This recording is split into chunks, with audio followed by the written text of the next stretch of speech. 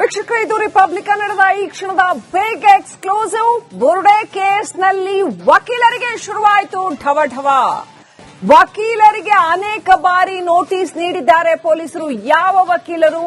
Dheeraj SJ ಹಾಗೂ ಅನನ್ಯ ಗೌಡ. ಯಾರು ಈ ಮಾಸ್ಕ್ ಮ್ಯಾನ್ ಜೊತೆಗೆ ಚಿನ್ನಯ್ಯನ ಜೊತೆಗೆ ಬಂದರೋ, ಆತ ಬುರ್ಡೆ ಹಿಡ್ಕೊಂಡು ಬಂದಾಗ, ಮಾಸ್ಕ್ ಮ್ಯಾನ್ ಆಗಿ ಬಂದಾಗ ಅವ್ರ ಜೊತೆ ಬಂದಿದ್ದಂತಹ ವಕೀಲರು ಧೀರಜ್ ಎಸ್ಜೆ ಹಾಗೂ ಅನನ್ಯ ಗೌಡ ಇವರಿಗೆ ನೋಟಿಸ್ ನೀಡಿದ್ರು. ಇಮೇಲ್ ಮೂಲಕ ನೋಟಿಸ್ ನೀಡಿದ್ರು. ಆ ಪ್ರತಿ ಲಭ್ಯ ಇದೆ.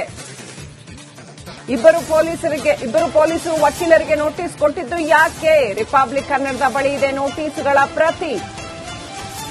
ಯಾವ ಕಾರಣಕ್ಕೋಸ್ಕರ ನೋಟಿಸ್ ಕೊಟ್ಟಿದ್ರು, ಏನೆಲ್ಲ ಇದೆ ನೋಟಿಸ್ ಅಲ್ಲಿ?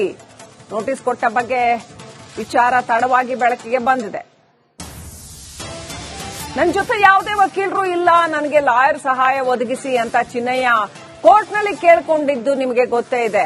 ಅನಂತರ ಸರ್ಕಾರದ ಕಡೆಯಿಂದ ಆತನಿಗೆ ಸಹಾಯ, ಎಸ್ಐಟಿ ಕಡೆಯಿಂದ ಸಹಾಯ ಒದಗಿಸಲಾಯಿತು ನ್ಯಾಯದ ವಿಚಾರದಲ್ಲಿ, ನ್ಯಾಯವಾದಿಗಳ ವಿಚಾರದಲ್ಲಿ. ಇದೀಗ ಈ ವಕೀಲರು ಮೊದಲು ಯಾರು ಚಿನ್ನಯ್ಯನ ಜೊತೆ ಕಂಪ್ಲೇಂಟ್ ಕೊಡೋದಕ್ಕೆ ಅಂತ ಓಡಾಡ್ತಿದ್ರು, 4 ಜನ ವಕೀಲರ ಜೊತೆ ಬರ್ತಿದ್ದು ಮೊದಲು ಮಾಸ್ಕ್ ಮ್ಯಾನ್, ಅದರಲ್ಲಿ ಇಬ್ಬರಿಗೆ ನೋಟಿಸ್ ಕೊಡಲಾಗಿದೆ.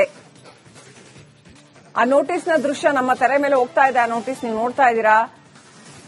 ಧೀರಜ್ ಗೌಡ ಹಾಗೂ ಅನನ್ಯ ಗೌಡ ಇವ್ರಿಗೆ ನೋಟಿಸ್ ಕೊಟ್ಟಿದ್ದಾರೆ.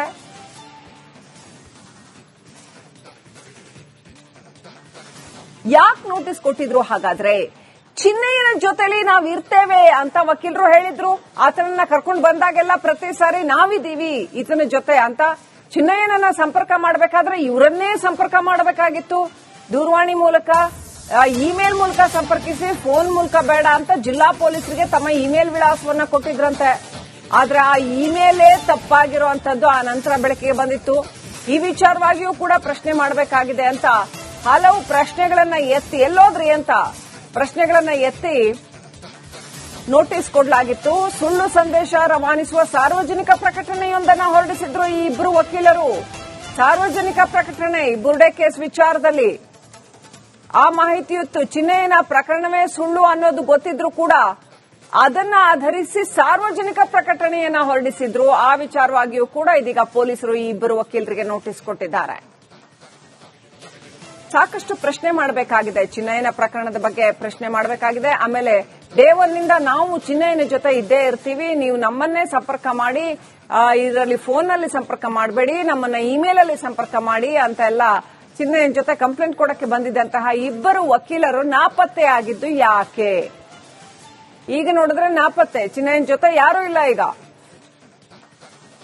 ಒಂದೊಂದೇ ಸತ್ಯ ಬಟ ಬಯಲಾಗ್ತಿದ್ದ ಹಾಗೆ ಚಿನ್ನಯ್ಯನನ್ನ ಬಲಿಪಶು ಮಾಡಿದ್ರ, ಬಕ್ರಾ ಮಾಡಿದ್ರ ಅನ್ನುವಂಥ ಪ್ರಶ್ನೆ. ಬಂಟ್ವಾಳ ಪೊಲೀಸರು ಈ ಧೀರಜ್ ಮತ್ತು ಅನನ್ಯ ಗೌಡಗೆ ನೋಟಿಸ್ ಕೊಟ್ಟಿರ್ತಕ್ಕಂಥದ್ದು ನಮ್ಮ ತೆರೆ ಮೇಲೆ. ಆ ನೋಟಿಸ್ ಅನ್ನು ನೋಡ್ತಾ ಇದ್ದೀರಾ.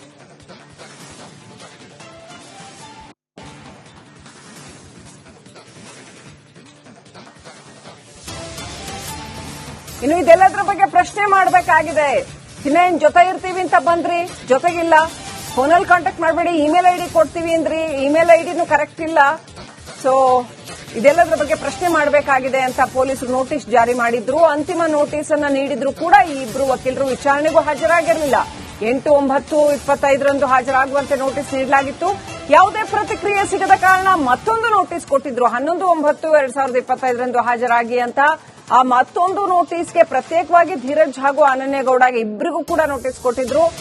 ಪೊಲೀಸ್ ಉಪಾಧೀಕ್ಷಕ ವಿಜಯ್ ಪ್ರಸಾದ್ ಕೊಟ್ಟಿದ್ದಂತಹ ನೋಟಿಸು, ಬಂಟ್ವಾಳ ಉಪವಿಭಾಗದ ಡಿವೈಎಸ್ಪಿ ವಿಜಯ್ ಪ್ರಸಾದ್ ಕೊಟ್ಟಿದ್ದಂತಹ ನೋಟಿಸ್ ಕೊಟ್ಟರೂ ಕೂಡ ಉತ್ತರ ನೀಡದೆ ಸುಮ್ಮನಾಗಿದ್ದು ಯಾಕೆ? ಇನ್ನಷ್ಟು ಅಪ್ಡೇಟ್ ಪಡ್ಕೊಳ್ಳೋಣ. ನನ್ನ ಸಹೋದ್ಯೋಗಿ ನಾಗೇಂದ್ರ ಬಾಬು ಲೈವ್ ಕನೆಕ್ಟ್ ಆಗಿದ್ದಾರೆ. ನಾಗೇಂದ್ರ ಬಾಬು, ಈ ಧೀರಜ್ ಹಾಗೂ ಅನನ್ಯ ಗೌಡಗೆ ಪೊಲೀಸರು ಇಷ್ಟು ನೋಟಿಸ್ ಕೊಟ್ಟರು ಕೂಡ ಪತ್ತೆ ಇಲ್ಲ ಅಂತ. ಅದೇ ಮೊದಲಿಗೆ ನಾವು ನೋಡೋದಾದ್ರೆ ಎಂಥ ಹೈ ಡ್ರಾಮಾ ಕ್ರಿಯೇಟ್ ಮಾಡಿದ್ರು. ಚಿನ್ನಯ್ಯನ ಜೊತೆ 4 ಜನ ವಕೀಲರು ಬರೋರು, ಚಿನ್ನಯ್ಯನ ಜೊತೆ ಬರ್ತಿದ್ದಂತಹ ವಕೀಲರುಗಳು ಇವರಿಬ್ರು.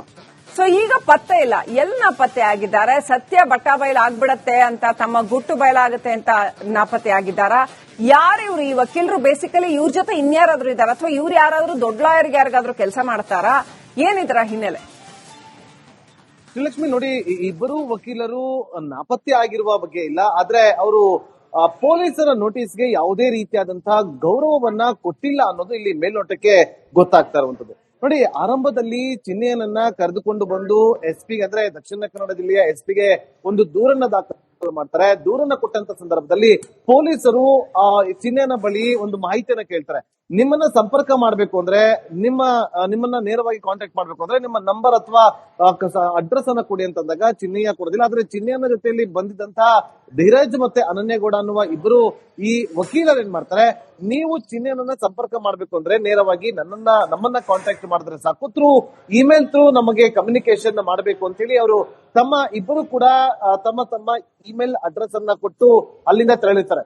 ಅದಾದ ಬಳಿಕ ಒಂದಷ್ಟು ಪತ್ರಿಕಾ ಅಂದ್ರೆ ಸಾರ್ವಜನಿಕ ಪ್ರಕಟಣೆಯನ್ನ ಹೊರಡಿಸಿರ್ತಾರೆ. ಅಂದ್ರೆ ಪೊಲೀಸರು ಕೊಟ್ಟಂತಹ ಒಂದು ಇಮೇಲ್ ಐಡಿಯಲ್ಲೇ ಸ್ಪೆಲ್ಲಿಂಗ್ ತಪ್ಪಿದೆ ಅಂತ ಹೇಳಿ ಒಂದಷ್ಟು ಸುಳ್ಳು ವಿಚಾರವನ್ನ ಪ್ರಕಟಣೆ ಮಾಡುವಂತ ನಿಟ್ಟಿನಲ್ಲಿ ಅವರು ಸಾರ್ವಜನಿಕ ಪ್ರಕಟಣೆಯನ್ನ ಈ ವಕೀಲರು ಮಾಡಿರ್ತಾರೆ. ಸುಮಾರು 4 ರಿಂದ 5 ಬಾರಿ ಸಾರ್ವಜನಿಕ ಪ್ರಕಟಣೆಯನ್ನ ಕೂಡ ಮಾಡಿರ್ತಾರೆ. ಎಲ್ಲೋ ಒಂದ್ ಕಡೆ ಇದು ಪೊಲೀಸ್ ಇಲಾಖೆ ಮೇಲೆ ಧಕ್ಕೆ ಉಂಟಾಗುವಂತ ರೀತಿಯಲ್ಲಿ ಇವರು ಒಂದಷ್ಟು ಸಾರ್ವಜನಿಕ ಪ್ರಕಟಣೆ ಮಾಡೋದು ಪೊಲೀಸರಿಗೆ ಗೊತ್ತಾಗುತ್ತೆ. ಇದಾದ ಬಳಿಕ ಚಿನ್ನಿಯನನ್ನ ಸಂಪರ್ಕ ಮಾಡೋದಕ್ಕೆ, ಚಿನ್ನಿಯನನ್ನ ವಿಳಾಸವನ್ನ ಪಡೆದುಕೊಳ್ಳೋದಕ್ಕೆ ಇವರಿಗೆ ಸಾಕಷ್ಟು ಬಾರಿ ಮೇಲ್ನ ಮೂಲಕ ಸಂಪರ್ಕ ಮಾಡುವಂತ ಪ್ರಯತ್ನವನ್ನ ಮಾಡಿದ್ರು ಕೂಡ ಯಾವುದೇ ರೀತಿಯಾದಂತಹ ಒಂದು ಪ್ರತಿಕ್ರಿಯೆ ಸಿಕ್ಕಿರೋದಿಲ್ಲ. ಅದಾದ ಬಳಿಕ ಅವ್ರಿಗೆ ಈ ಚಿನ್ನಿಯನ ವಿಚಾರವಾಗಿ ಸುಳ್ಳು ಅನ್ನೋದು ಗೊತ್ತಿದ್ರು ಕೂಡ ಎಲ್ಲೋ ಒಂದ್ ಕಡೆ ಅವರು ಸಾರ್ವಜನಿಕ ಪ್ರಕಟಣೆಯನ್ನ ಹೊರಡಿಸಿ ಸಮಾಜದಲ್ಲಿ ಒಂದು ಸುಳ್ಳು ಸುದ್ದಿಯನ್ನ ಹರಡಿಸುವ ಕೆಲಸವನ್ನ ಮಾಡಿದ್ದಾರೆ ಅನ್ನೋ ಕಾರಣಕ್ಕೋಸ್ಕರ ಇದರ ಬಗ್ಗೆ ಪ್ರಶ್ನೆಯನ್ನ ಮಾಡಬೇಕು ಅಂತ ಹೇಳಿ ಮೊದಲಿಗೆ ಇಬ್ಬರಿಗೂ ಕೂಡ ಮೇಲ್ನ ಮೂಲಕವೇ ಒಂದು ನೋಟಿಸ್ ಅನ್ನ ಡಿವೈಎಸ್ಪಿ ವಿಜಯ್ ಅವರು ಕಳಿಸ್ಕೊಡುವಂತ ಕೆಲಸವನ್ನ ಮಾಡ್ತಾರೆ. ಅದಕ್ಕೆ ಯಾವುದೇ ರೀತಿಯಾದಂತಹ ಪ್ರತಿಕ್ರಿಯೆ ಬರೋದಿಲ್ಲ. ಅದಾದ ಬಳಿಕ ಮತ್ತೊಮ್ಮೆ ನೋಟಿಸ್ ಅನ್ನ ಕೂಡ ಇಬ್ಬರಿಗೂ ಪ್ರತ್ಯೇಕವಾಗಿ ನೋಟಿಸ್ ಅನ್ನ ಕೊಡುವಂತ ಕೆಲಸವನ್ನ ಮಾಡ್ತಾರೆ. ನೋಡಿ, ಇಲ್ಲಿವರೆಗೂ 4 ಬಾರಿ ಪ್ರತ್ಯೇಕವಾಗಿ ಇಬ್ಬರಿಗೂ ನೋಟಿಸ್ ಅನ್ನ ಕೊಟ್ಟಿದ್ರು ಕೂಡ ಯಾವುದೇ ರೀತಿಯಾದಂತಹ ಒಂದು ಪ್ರತಿಕ್ರಿಯೆ ಕೊಟ್ಟಿಲ್ಲ. ಅಂತಿಮ ನೋಟಿಸ್ ಅಂತ ಹೇಳಿ ಅವರಿಗೆ ಕಳಿಸಿದ್ರು ಕೂಡ ಅದಕ್ಕೂ ಕೂಡ ಪ್ರತಿಕ್ರಿಯೆಯನ್ನ ಕೊಡದಂತ ಇಬ್ಬರು ಕೂಡ ಶ್ರೀಲಕ್ಷ್ಮಿ ಈಗ ಸಿಕ್ಕಿರುವಂತ ಮಾಹಿತಿ, ಈಗ ನೋಟಿಸ್ ಅನ್ನ ಕೊಟ್ಟಿದ್ರು, ವಕೀಲರು ಯಾವುದೇ ರೀತಿಯಾದಂತಹ ಉತ್ತರವನ್ನ ಕೊಟ್ಟಿಲ್ಲ ಪೊಲೀಸರಿಗೆ, ಪೊಲೀಸರ ತನಿಖೆಗೆ ಸಹಕಾರವನ್ನ ಕೊಟ್ಟಿಲ್ಲ ಅನ್ನೋದು ಮೇಲ್ನೋಟಕ್ಕೆ ಗೊತ್ತಾಗ್ತಾ ಇದೆ. ಇದು ತಡವಾಗಿ ಬೆಳಕಿಗೆ ಬಂದಿರುತ್ತದೆ. ಮತ್ತೊಂದು ವಿಚಾರ ಅಂತಂದ್ರೆ, ಈಗ ಪೊಲೀಸ್ ಇಲಾಖೆಯ ಮೇಲೆನೆ ಈ ಇಬ್ಬರು ವಕೀಲರು ಕೂಡ ಹೈಕೋರ್ಟ್ ಮೆಟ್ಟಿಲೇರಿದ್ದಾರೆ ಅನ್ನೋ ಮಾಹಿತಿ ಕೂಡ ಸಿಗ್ತಾ ಇರುವಂತದ್ದು. Srilakshmi. Right, thank you Nagendra Babu ಡೀಟೇಲ್ಸ್ಗಾಗಿ. ವೀಕ್ಷಕರೇ, ಇದು ರಿಪಬ್ಲಿಕ್ ಕನ್ನಡದ ಈ ಕ್ಷಣದ ಬಿಗ್ ಎಕ್ಸ್ಕ್ಲೂಸಿವ್. ಬುರ್ಡೆ ಕೇಸ್ನಲ್ಲಿ ವಕೀಲರಿಗೆ ಶುರುವಾಯಿತು ಢವಢವ. ವಕೀಲರಿಗೆ ಅನೇಕ ಬಾರಿ ನೋಟಿಸ್ ನೀಡಿದ್ದಾರೆ ಪೊಲೀಸರು. ಯಾವ ವಕೀಲರು? ಧೀರಜ್ ಎಸ್ಜೆ ಹಾಗೂ ಅನನ್ಯ ಗೌಡ. ಯಾರು ಈ ಮಾಸ್ಕ್ ಮ್ಯಾನ್ ಜೊತೆಗೆ, ಚಿನ್ನಯ್ಯನ ಜೊತೆಗೆ ಬಂದರೋ, ಆತ ಬುರ್ಡೆ ಹಿಡ್ಕೊಂಡು ಬಂದಾಗ, ಮಾಸ್ಕ್ ಮ್ಯಾನ್ ಆಗಿ ಬಂದಾಗ ಅವ್ರ ಜೊತೆ ಬಂದಿದ್ದಂತಹ ವಕೀಲರು ಧೀರಜ್ ಎಸ್ಜೆ ಹಾಗೂ ಅನನ್ಯ ಗೌಡ, ಇವರಿಗೆ ನೋಟಿಸ್ ನೀಡಿದ್ರು ಇಮೇಲ್ ಮೂಲಕ.